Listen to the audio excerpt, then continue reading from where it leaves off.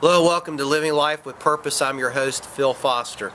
There's an interesting verse in the Bible. It's found in Proverbs chapter 6. And in Proverbs chapter 6, I think it's verse 6 actually, it talks about the role of an ant. Now, maybe you were like me when you were a kid. Did you ever have an ant farm?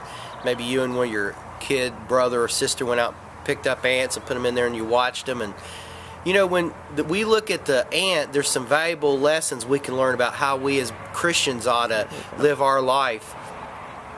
One thing we know about ants is that they work in partnership. They don't do anything alone. Occasionally you'll see one off alone, but most of the time when you find an anthill, there's a whole bunch of ants working together. They say there's like 10,000 different types of ants, and sometimes they live in colonies of up to millions, and they work together. You say, what's that got to do with me?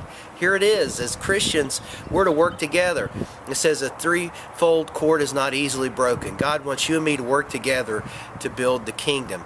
Another interesting thing about ants is they're very productive. They don't lay around. They work from sun up to sundown. They're always finding something to do to bring increase to the colony. And Jesus said that we are to work while it's still light.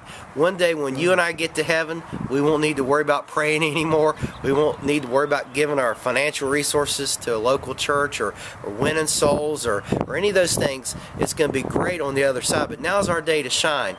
I don't know, maybe you're going to get a kick out of this, but when my guys were little, we watched Bug's Life.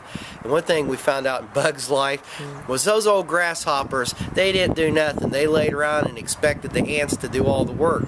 And the problem is there's always a future out there waiting on each of us. And God teaches us through the ants that we're to store, not only for today, but for tomorrow. What are you storing up for tomorrow? Are you praying and believing God for breakthroughs in your life? Are you reaching out and sowing in the lives of others? Well, there's so much I could say about the ants. It would take me probably a half hour to get into it all. So let me stop there. But I want you to think about that. Until we get together tomorrow, may God bless you, and hey, have a great day.